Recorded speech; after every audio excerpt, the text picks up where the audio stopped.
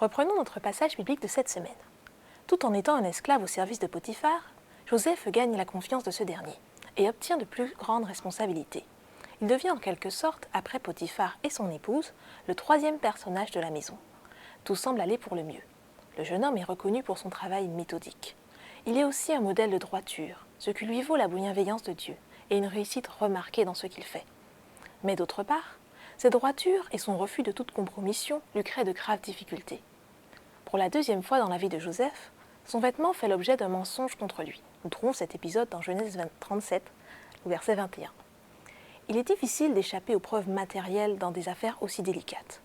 Au lieu de subir la peine de mort, comme c'était le cas à l'époque pour des fautes aussi graves, Joseph, lui, est jeté en prison.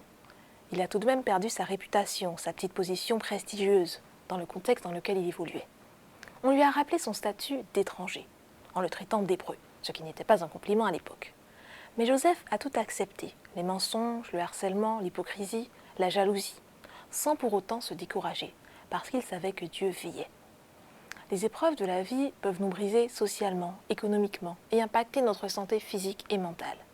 Mais Joseph a su, malgré tout, les traverser parce qu'il avait placé sa confiance en Dieu, quoi qu'il advienne. Sache qu'à l'instar de Joseph, que même du fond de ta prison, Dieu étendra sa bienveillance sur toi, et que par sa grâce, tu obtiendras la faveur de ceux qui t'entourent.